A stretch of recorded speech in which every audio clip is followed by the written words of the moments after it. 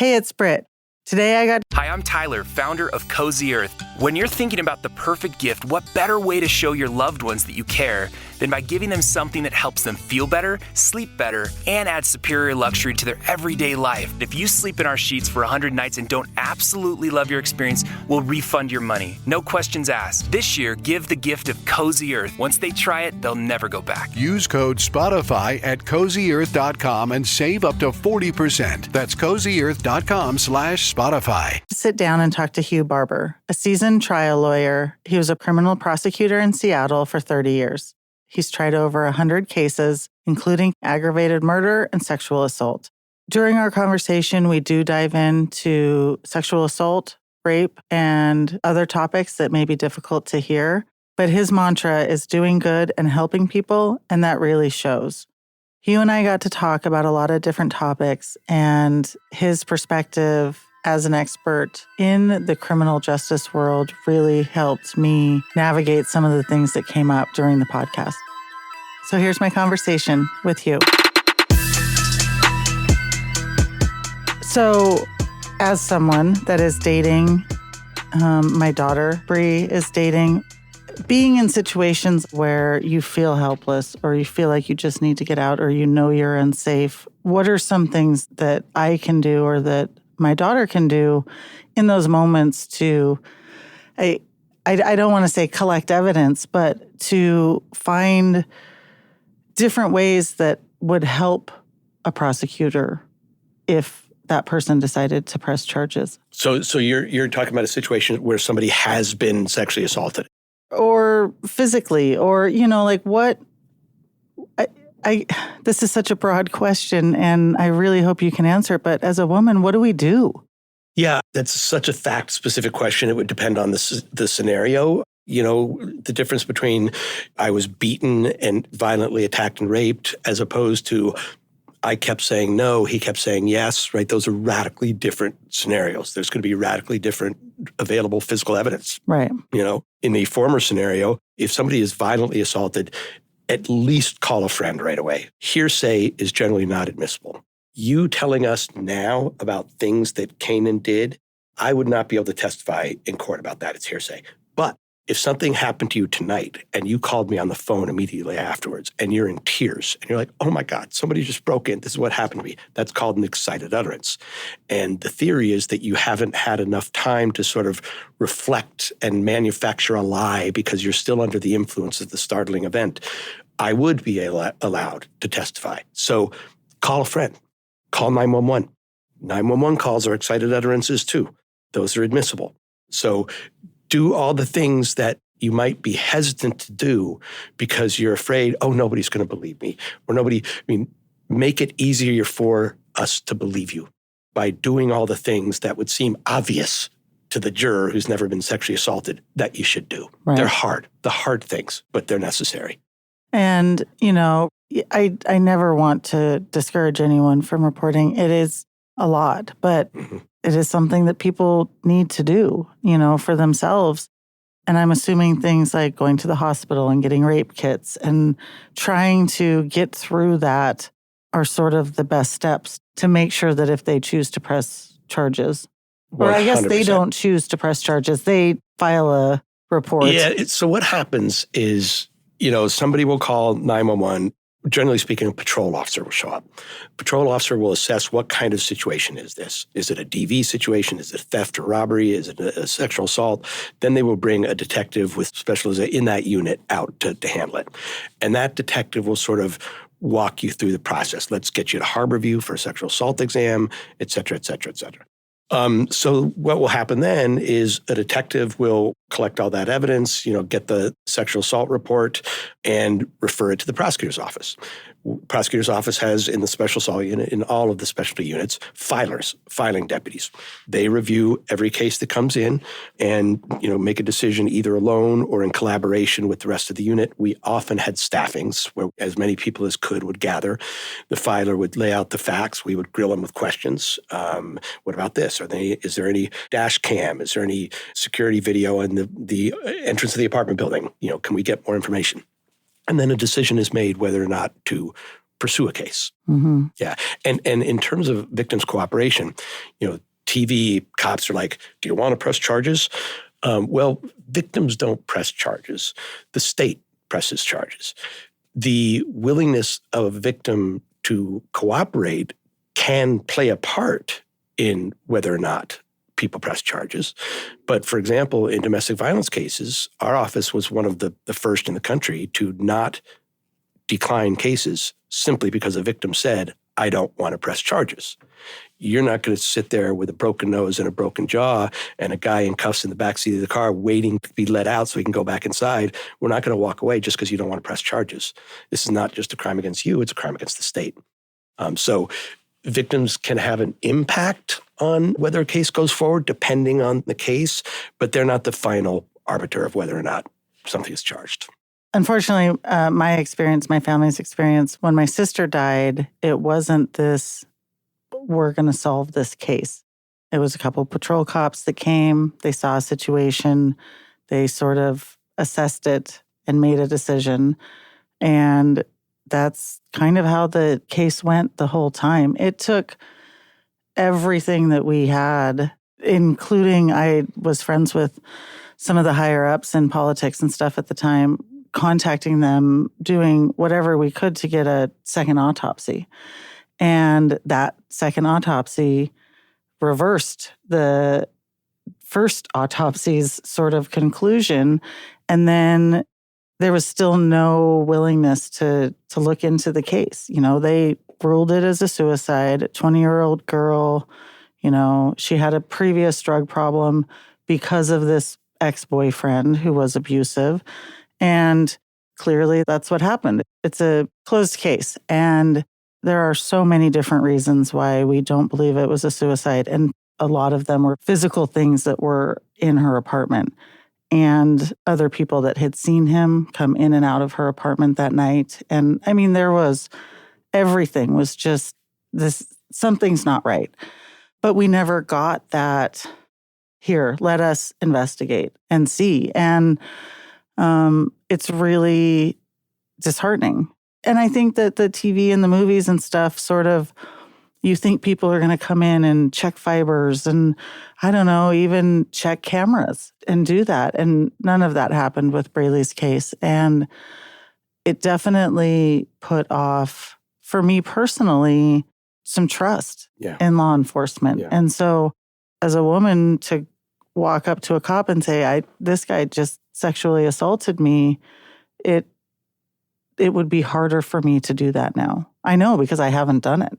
I've been sexually assaulted and I have never reported any of them for different reasons at different times in my lives. And that's, it's a really painful thing that happens or is happening in society, I think, is that there's just so many women that are being hurt and they feel alone in that. Yeah.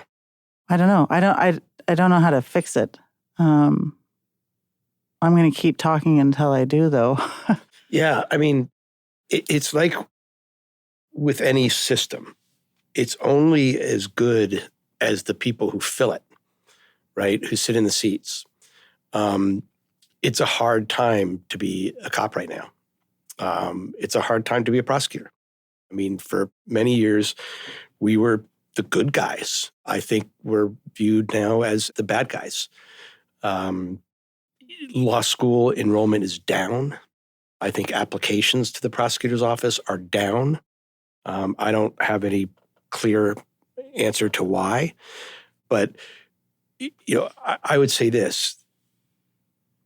There are people who are truly committed to doing that work. And by that, I mean police work, detective work, and prosecutorial work. So just like when you hire a public defender or get a public defender, you get the one that's assigned to you. And he or she might not be as good as the one in the office next door. And unfortunately, that's true with cops, detectives, and prosecutors too. But I am a firm believer in our role in law enforcement to protect the public and to protect victims. Victims are not our clients, but I treated them that way. That's who I was working for. So, it's not it's not, I don't want to paint a bleak picture. And I would still encourage, nobody can do anything if it's not reported, right? Well, it's the same in dating and taking risks in dating. Mm-hmm. I have had a few people say, oh, this is a man-hating podcast. I don't hate men. I know amazing men. I've raised amazing men. So when I look at police officers or prosecutors or people that are in those roles, it's not everyone. You know, like you said, there are good people in every situation that we have, in interpersonal relationships, trying to weed out the ones that aren't going to do the things that they need to do to benefit that relationship. But there are some times when it's a little overwhelmingly sad. Yeah. And it's really hard. How did you maintain empathy in your job? Because empathy to, like, with Kanan and those things, like, it's such a huge part of what he lacks. And seeing so much of what you have seen, I think I've always sort of been empathetic. My mother was an artist. My father was a surgeon. They split up when I was about 2, divorced. And I spent my formative years with her and my sister. And you know, consistent with stereotypes, she was emotive and empathetic and intuitive and communicative. And my father was not. He was more stoic. And so because I spent my formative years with her, I think that just sort of attached to me in greater proportions than the other.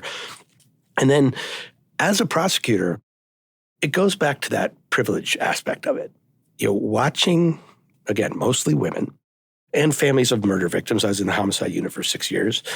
Watching them navigate grief and triumph over it in whatever form it takes for them, to whatever degree it sticks with them, is a remarkable thing and really super inspiring. I mean, I get emotional about it now. So I wouldn't sit down with a victim and necessarily let her see how I'm feeling. I mean, I would say that's got to be incredibly fucking difficult, right? And be honest about it. I didn't display it in front of juries, although there were times in some closing arguments I'd have to act like I needed a glass of water and turn away from the jury and take a sip and calm myself down and get back to them.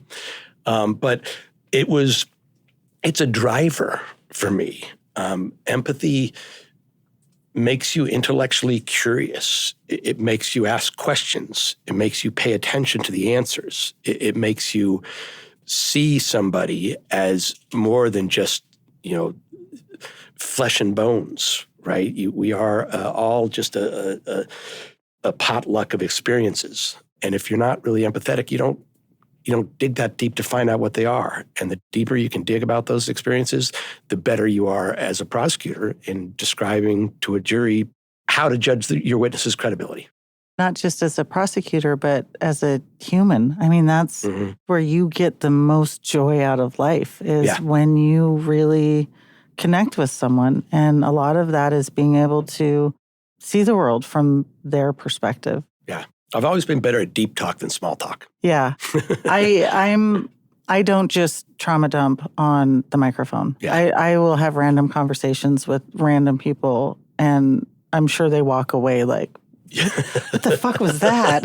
Who is she? And I'm just like, no. And then my sister died. And then, and it's because it's how I connect with people is all of the things that have happened in my life. They're not unusual. They're not even exceptional.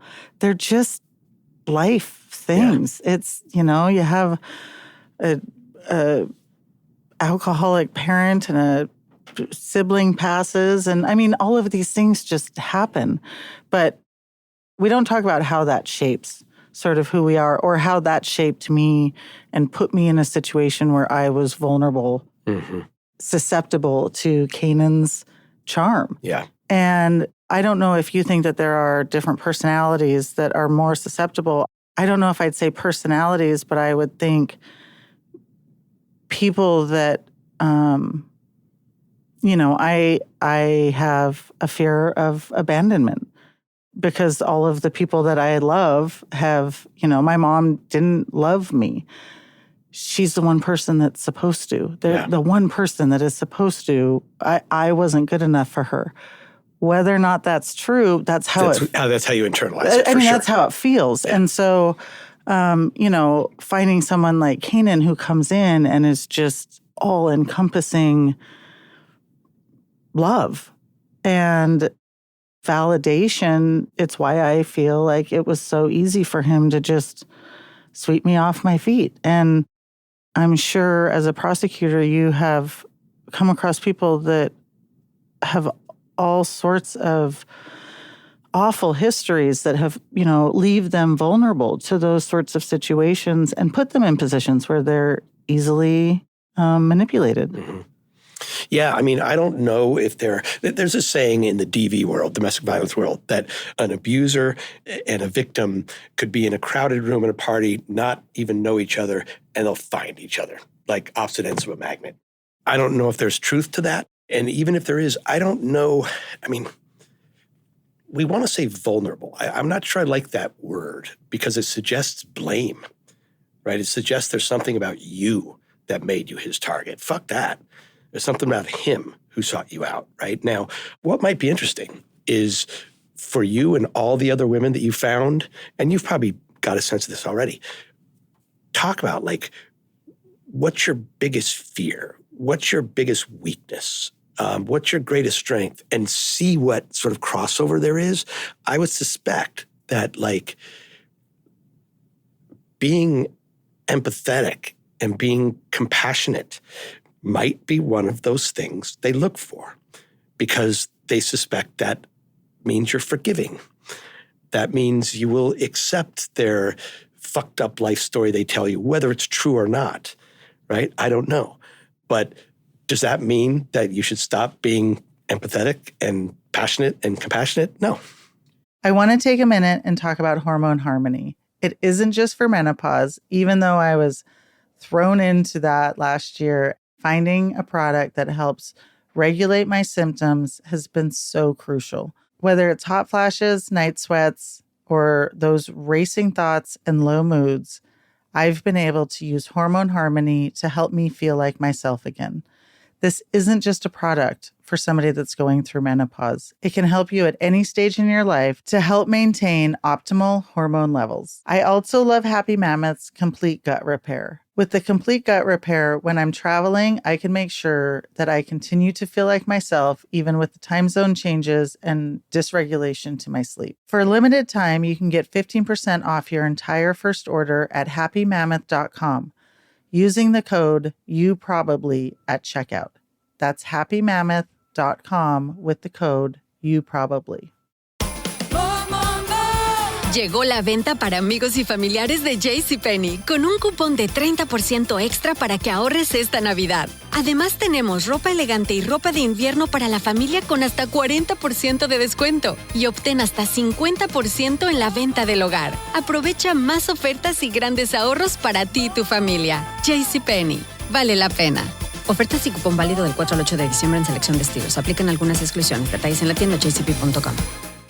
Right? Yeah, that's the hardest part is that, I still want to be me. Yeah. And I still want all of the things that I thought I had with Kanan. And the only way to do that, my dad says this in one of the episodes, is you gotta keep trying. Eventually, it'll work out. But I do think that people that are incredibly empathetic and kind because of independence and trauma that they had in their childhood. All of the women are incredibly successful, educated, strong. They're mowing their own lawn. They're buying their own groceries. I mean, they're living their life, raising their children. And all of them had that same, how did I fall for this? So here's a question. You guys took a 2.5-hour walk on your first date. Yeah. During that 2.5 hours, how deep did you get? Because my question is, like, if these guys are looking for those sorts of life experiences, what if they don't get them right away? So that's the interesting part is, I had asked him on that date about his son's mom. And it's a typical question in my age bracket if they have kids, like, do you get along with your ex? Because a lot of times guys will be like, no, she's crazy, fuck that crazy bitch. And I'm like, meh. Yeah, red flag. But he told me the story about how she had died by suicide. And I did not tell him anything about my sister. So that first date wasn't these deep, intense conversations, but it was very comfortable. And everything that I said, he sort of had a similar story, but really basic things. And I think because it wasn't a deep conversation, because it wasn't this intense thing, it was comfortable. It was like, oh, I really like this guy. I've really connected with this guy. And then what ended up happening is over the next 3 days in between our dates, I was flooded with text messages. And he was sending pictures from like when he was a kid, his time in the military. But it was constant, like ding, ding, ding, dopamine, dopamine, dopamine. Just all of a sudden, if my phone didn't ding in 10 minutes, I was like, wait, why hasn't this guy texted me? And I think that is how it starts. And so you get wrapped up in that. But even the initial stuff is, do you keep your toothbrush in the drawer or on the counter? It wasn't intense stuff. And it's, to me, grooming. How much information can I get? And how many little things make me feel special or connected to him? And it's really dumb stuff. Yeah. I don't even know if him and I had a full conversation about my sister and her death. At some point, he knew that I had lost my sister, but I never sat down with him and, shared that story. My mom was diagnosed with cancer while we were dating, and so I had shared a little bit about my history with my mom, but it was real low bar stuff, but constant. Yeah. Constant communication, constant attention and validation. The kind of attention which, like, if you didn't like this guy, if he didn't have the dimples, if he wasn't like an Adonis, you'd say, this dude is fucking crazy. Yeah. You stalker, leave me alone. Why right? are you still doing this? But when you have that initial attraction, and then that attraction is reciprocated in that way, it's like, oh my gosh, this is amazing. This is real. This is what, all those movies are about. Yeah. You meet somebody and then you just instantly connect.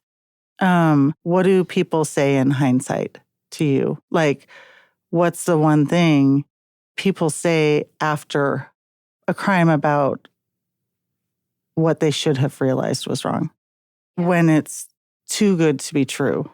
Most of my cases didn't evolve over long periods of time. They were singular acts of extreme violence. And so it's more just as a human or having friends, girlfriends, guy friends who've been in situations similar to this. I don't know how much use there is in looking back and saying, I should have known. Because, we look back, I was writing little things. He got kicked off the football team. Why? Yeah. Right? Is it a big deal? And in the moment, would you think to ask or care to ask? No. But in hindsight, that would have been interesting to know. Ex-wife committed suicide and was an addict. That's a horrible thing, especially a horrible thing to be skeptical about. But it's kind of like, tell me more, right? Sister-in-law, Tasha, who's not his sister-in-law, starting and monitoring his Hinge account. Yeah. That's weird. It is, but when you tell it in a story, it's cute. 100%. So my point is that if you've gone through what you've gone through, and then you sit down and sort of take an accounting, and you come up with all those things that might have been red flags, that's perhaps a good exercise, but I don't know that it's going to change behavior in the future because there'll be different red flags, and you'll have different reasons for ignoring them. You know what it has done for me, because it's different stories. I'm going to hear a different story or, something else. And it's like, is that cute? Is that wrong? But there was a guy that I've been dating, but was keeping it more casual. Like, I'm not looking for, forever, but I like to meet people and go out and stuff. And one of these men, after our first date, he wanted to be exclusive. And he really was a little aggressive about it. Yeah. And he was like, well, but we really connected and I really like you. And how am I going to get to know you and feel comfortable getting to know you if you're dating other people? And I'm like, well, but I don't know you. Like, we went out on one date. If you want to keep dating, like, I'm happy to get to know you. I enjoyed our time together. And I told him, I was like, my therapist said I'm not allowed to get exclusive with anyone until I am Blame it on the therapist. I get to know him very well. And he said, tell your therapist to suck my dick. And I was like, no. But then he kept, every week or two, he'd text me or message me. So, have you changed your mind or these things? And I'm like, you're a bag full of crazy cats that but the way my sense of humor is, would I have laughed at that 2 years ago? Would I have been like, oh, that's a really funny thing? Or would I have even said, my therapist said, I need to, get to know you better? Or if we had a great night, would I have said, yeah, I can see you exclusively until we... Because it's kind of endearing that he asked. Because he cares that much about me. And there's part of the back of your head where it's like, well, isn't it nice that someone wants to see me exclusively? Right. Isn't that the goal? Right. And so then your brain is just like, what's pre-wired? How can I control my responses so that I make sure that I'm safe and that I am not going to end up with another Canaan? Because I attract, like you said earlier, if there's two people, a victim and an abuser in a room, they find me because I like to talk to people and I'm full of life and they're like, I'd like to have all of that. So you asked earlier, what should somebody do who's been sort of victimized and who's skeptical or concerned about whether or not the process will play out in a way that brings about some sort of justice. But part of your question was sort of preventative behavior on the front end. And this is going to sound super old school, but perhaps even Victorian. But the whole 3-month rule, 2-month rule, it's not a fucking bad idea because dudes won't wait that long unless they really, truly care. I mean, if you're just looking at a hookup, that's fine, do whatever. But if you're looking for a relationship, it just seems to make sense to me. I can't count the number of relationships I've been in where it's like, I wish we'd have waited because that just changes everything too quickly. And the dynamic is different and the emotions are different, especially when you're dealing in a situation where so many of these relationships are from social media. So they're not really vetted, Hinge and Bumble and Tinder. Just go slow. So I will say I love the 3-month rule if you're looking for something serious, but you can't tell the man that you have the 3-month rule. Because there are some men that, right. Of course. It's like, okay. Oh, I'm going to get her it too. I just need to do this for 3 months and then I can go. So absolutely 3-month rule, don't tell anybody. Or in addition to the, I can wait 3 months, I'll break her down in 2. Or it's like when every single person, if I think that there's going to be a sexual relationship, I text, in a text message, condoms are non-negotiable. If you're going to whine about it, I will literally kick you out into the hallway naked. We're not going to get in the middle of it, and then you're going to try and convince me out of this. So if that's not okay with you, totally cool, but I'm not your girl. Still happen 50% of the time. Men are, of course, sexual health is important and all of these things. And then, come down to it and it's like, you got to go. You got to get out. And it's a little fascinating to me that men are so willing to put their dick in things without protection because they don't know me, or any of these other women. And it's just, that's a whole other podcast. We have talked about so many different topics. And again, I thank you so much for coming and chatting with me about all of these. The pleasure is mine. You probably think the Stories About You is a production of Large Media. That's L-A-R-J Media. Our executive producer is Brittany Ard. Our showrunner is Sid Gladue. Creative direction by Tina Knoll. Our associate producer is Kareem Kiltow. Sound engineering by Chris Young and Sean Simmons. Graphic design by Najella Sharma. Opening theme by Youth Star and Miscellaneous. If you want to know more about Brit, follow her on social media. You can find her at brittany.ard on all platforms. If you like what we're doing, don't forget to hit that follow button wherever you're listening to this podcast right now. And also, give us a rate or review on Apple Podcast or Spotify.